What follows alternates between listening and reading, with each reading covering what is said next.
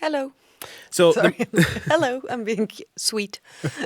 so the main relationship in this movie is between Jean Rene, who's sort of a boring guy from the country, and Violette, your character, who's a cool Parisian woman who works in the fashion industry. How are these two characters coming together? Why are they attracted to one another? Why are they drawn to one another?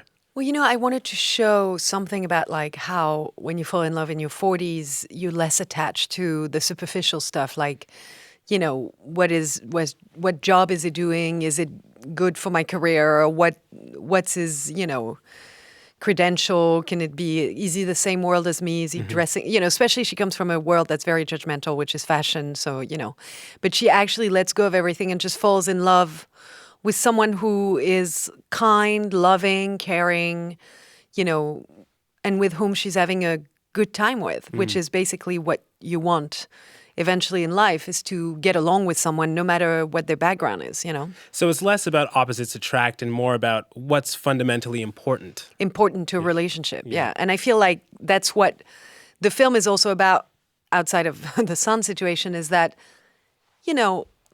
they're not really the opposite. In many ways, on the surface, they could be the opposite. They do completely different job. They're in a different environment.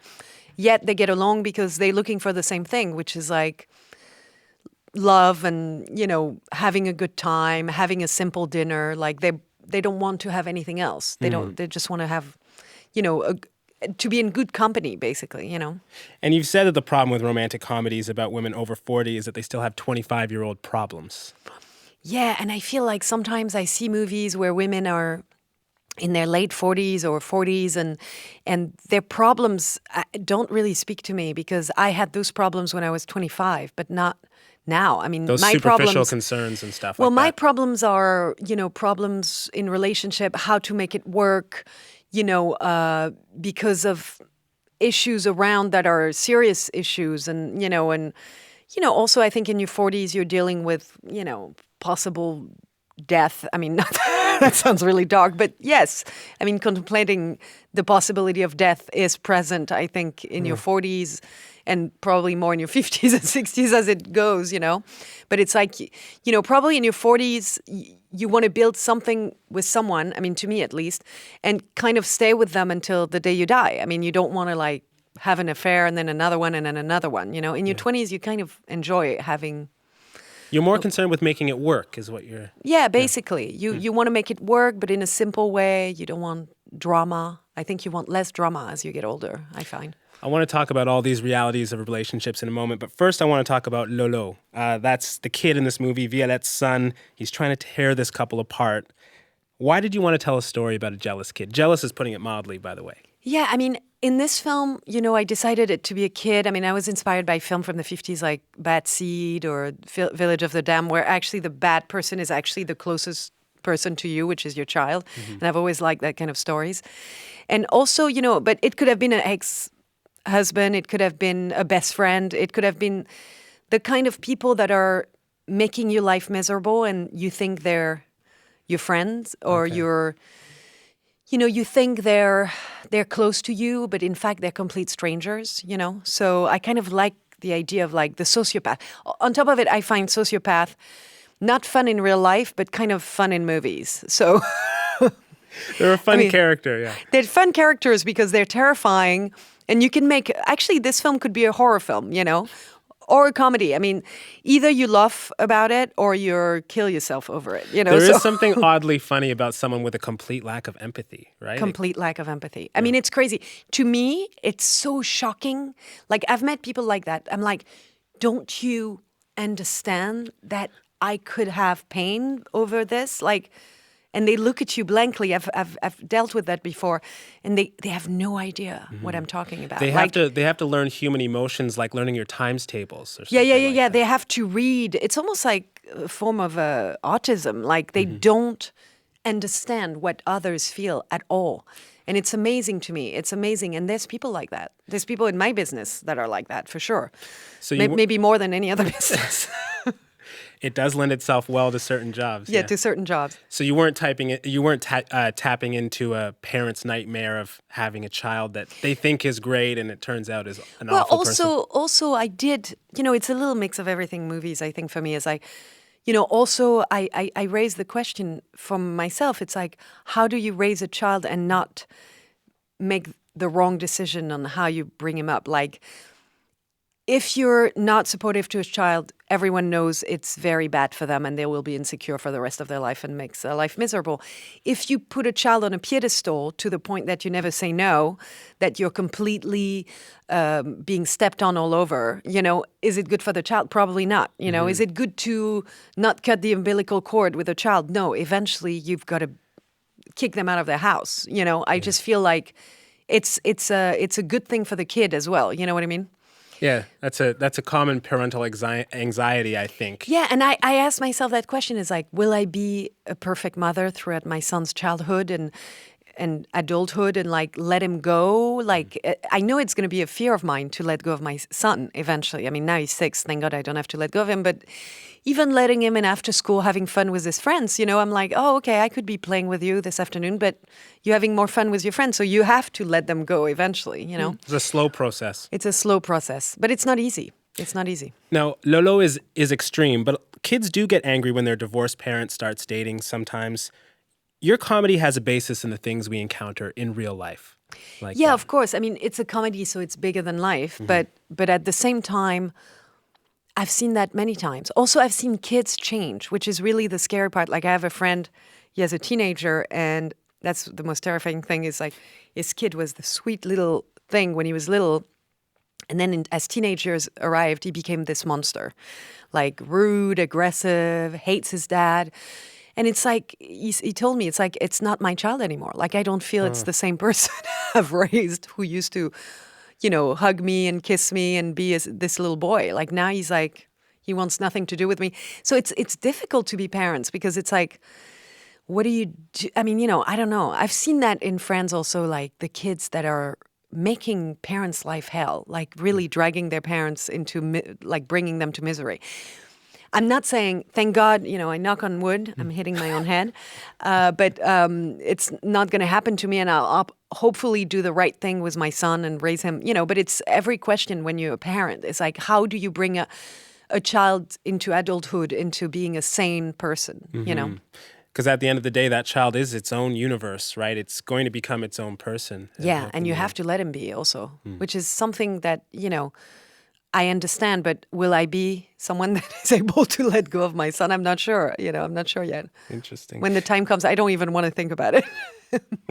So what's your real life conclusion about romance versus compromise and hard work? What's more important in a relationship? What's important is, to me, is that you... I don't know what's important about relationship. I don't know. Actually, maybe that's why I'm making movies about it. I'm not sure what's important. Is mutual respect. I think it's very important. I feel like that's not promoted enough to young people, how important respect is in Respect. a relationship. Yeah, of course. I mean, it's not about your personal gain always. Like, I think we're in a society where it's about each personal gain, which makes relationship impossible because that's not what a relationship is about. It's about respecting other people and letting them be also a little bit, give them a little freedom too, because I think some relationships are suffocating sometimes and very bad, very toxic. Like, I know very toxic relationships and I've been in a few but like toxic, like deadly toxic, and it's awful, But sometimes it can be hard to draw the line between toxic and just difficult, because all relationships can be difficult and they can cross a line into toxic. Toxic is very specific. It's when someone really destroys you and really destroys what you're about and takes away your happiness. I mean, you can fight every day with someone and it's still not toxic. It's still because you resolve the problem. When it's abusive or destructive and, it's like a nightmare, a living hell, and it's very hard to get out of it. And I think that's why a lot of people stay in those relationships that are abusive, because it's very hard to get out of an abusive relationship. Because it's taking away your self-esteem and your confidence and ability to escape. You lose everything. Yeah. Your self-esteem is brought to nothing. Yeah. So it's really, so in a way what he does, the kid in the film, is that he's abusive. He's an abusive son. I mean, it could have been an ex-husband. It could have been a friend, as I said. But he's an abusive kid. He's basically destroying her mom's ego completely, like crushing it. I made it funny because I love to use humor as a way for me to handle anything in life. Humor has always been my way, my dad's way, my mom's way of dealing with our world. And sometimes, I read the news and I'm crying, basically crying, and I'm thinking, okay, thank God I'm making comedies. Or movies even, just like to escape, I just feel it's so hard right now, the world where it's at, that I'm like, I'm so lucky I'm able to escape that through my work, That's a great gift to be able to find humor, in especially things. if it comes to you naturally. Yeah, I mean, I can find humor. There's stuff I don't find humor on, like, obviously what's the misery, what's happening in Europe right now is all the migrants and everything and people dying and stuff. I have no humor on that, obviously. It's just makes you miserable. But I think relationship, even how bad it is, a relationship is, you can still have humor. Like the worst couple fight is still not the end of the world compared to what's happening. You know what I mean? Mm-hmm. I think it is inherently funny that two people of the same species we can't get along. We can't get along. It's really hard. It's really hard. But it takes a lot of empathy. It takes a lot of, when you start putting yourself in other people's shoes, when you have the capacity to have empathy, I think it makes relationship better because just put yourself at the other person's place for a minute. Just stop the fight and put yourself at the other person's place and then come back to your spot. And then I think you can have a better understanding and maybe avoid all the fighting. But I think what's funny is how hard that is to do, even though it's so simple. it's so simple, but it's so hard to do. Yeah. Do you think hard work and compromise like that can actually be romantic? We sometimes think of romance as the antithesis of all of that hard work. Yeah, I mean, that's what we try to do in Before Midnight, is to keep it romantic, even though there's a sad aspect to the fight.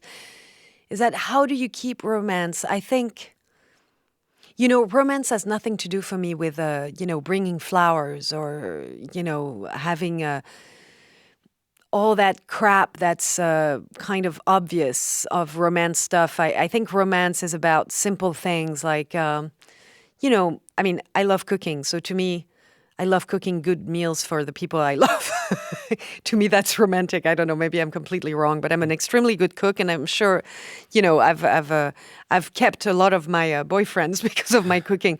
But it's it's just simple things. Like I think of romance as a very simple thing, more than fancy, crazy stuff. Like I've never find crazy stuff romantic. And you've always been like that, or has your idea of romance changed over time? Yeah, I don't know. I was always a practical romantic. I was always like, let's not go crazy with the flowers. Let's just have good sex, That's more romantic to me. Let's deal with the sex stuff. And then the flowers, you know what? It's like a man can never give me flowers as long as he's doing it right. That's romantic to me. It's wonderful. Well, this movie, in terms of relationships, as I was saying to you earlier, it just kept me intrigued. I kept saying, well, what are they going to do? What are Violette and Jean-René going to do about this? And I hope other people feel the same way. Thanks so much for coming in. Thank you. Thank you so much.